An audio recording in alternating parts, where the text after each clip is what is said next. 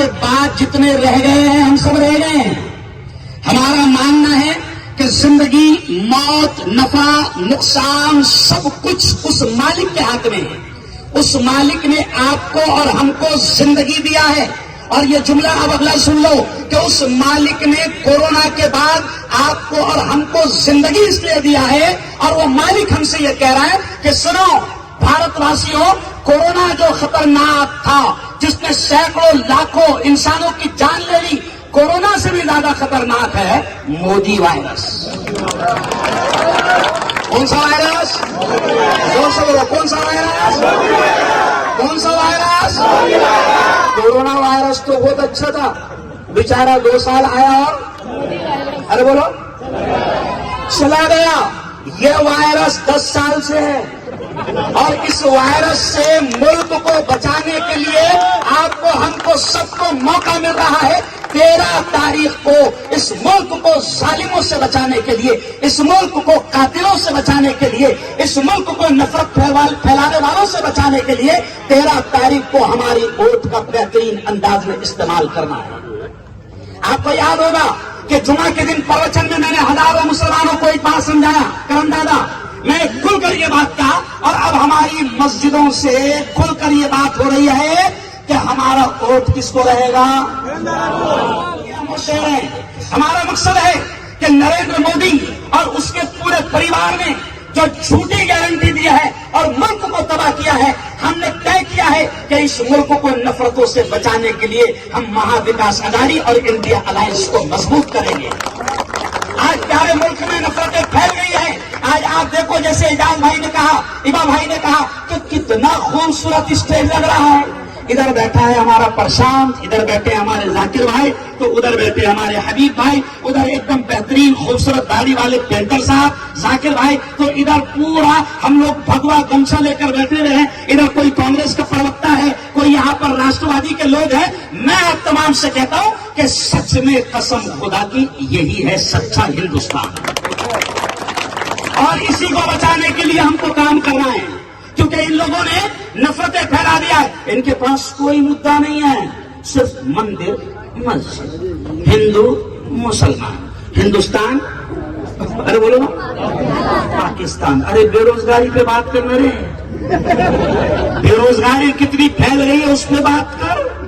आत्महत्या, किसान शेतकरी कितने आत्महत्या की तरफ बढ़ गए उस पर बात कर। हमारी कौम की बेटियों को, बच्चों को शिक्षण फ्री में नहीं मिल रही है उस पर बात कर। वो सिलेंडर जो कांग्रेस के दौर में 450 का मिलता था, 1100 तक के तुमने सिलेंडर को पहुंचा दिया, उस पर बात कर।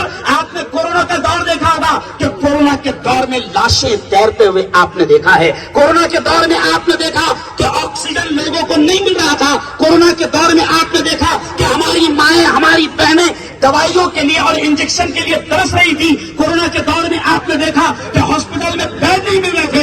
ये बुरी स्थिति बना दी है नरेंद्र मोदी और बीजेपी सरकार ने। इस बुरी स्थिति से इस मुल्क को बचाना है तो आपको महाविकास अघाड़ी और इंडिया अलायंस को मजबूत करना पड़ेगा। अच्छा एक बात बताओ, 15 लाख का बोला था, 15 रुपए भी आए क्या? अरे बोलो भाई, आज तक इससे बड़ा झूठा देश में कोई पैदा नहीं हुआ। आप बात समझो। मैं अगर ये कहूं कि दुनिया में झूठों का मुकाबला करवाया जाए और झूठों की लिस्ट तैयार करवाई जाए, जैसे भी बंगाली दादा ने कहा, विष्णु दादा ने कहा कि आप गूगल पे डालो फेंकू, तो कौन आ जाएगा? अरे बोलो फेंकू। मैं आपको और अगला लफ्ज कह रहा हूं, आप गूगल पर ये डालो मोस्ट वांटेड। क्या डालो?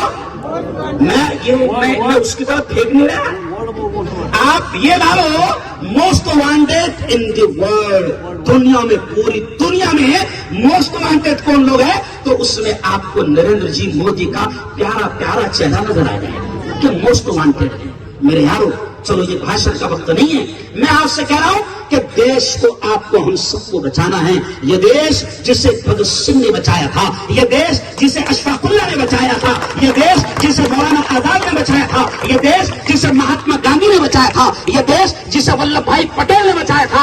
आज आपको और हमको कसम खाना है कि नफरतों के फैलाने वालों के हाथों में अब इस देश को हम जाने, जोर से बोलो, जाने नहीं देंगे। क्योंकि ये आए ये देखो एक जुमला सुन लो, ये आए नौकरी खत्म, ये आए रोजगार खत्म, ये आए फैक्ट्री खत्म, और अब की बार अगर ये आए तो देश खत्म हो जाएगा। और याद रखो, केमिस्ट भवन में मैंने एक जुमला कहा था, मेरी माताएं बहनें यहाँ पर बैठी भी है, इनको मालूम है क्या उसूल है, चाय को तीसरी मर्तबा उबालो तो वो जहर बन जाती है। तो चाय वाले को अगर तीसरी मर्तबा मौका दिए तो पूरे मुल्क में जहर फैल जाए। ये लोग बात करते हैं महिलाओं के सम्मान की। आज ये मेरी माताएं बहनाएं, दादा बड़ा प्यारा लग रहा था कि हम लोग जो आपके साथ प्रचार रैली में घूम रहे थे, हमारी माताएं बहनें हमारे साथ घूम रही थी, मेरा मुस्लिम समुदाय देख रहा था कि मुफ्ती साहब हमारे धर्मगुरु जो है वो माताओं बहनों के साथ चल रहे। हम बड़े अदब से एहतराम से उनको झुककर सम्मान कर रहे थे।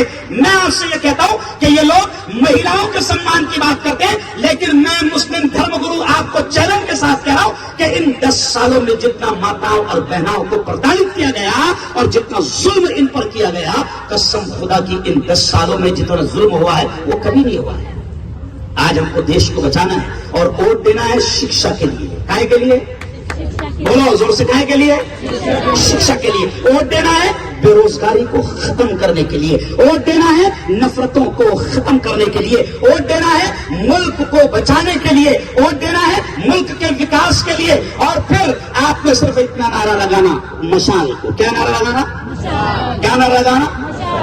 मेरा वोट, मेरा वोट, मेरी अम्मी का वोट, मेरे दादा का वोट, मेरे बाबा का वोट, मेरे चाचा का वोट। देखो सच नाम किसका? अल्लाह का।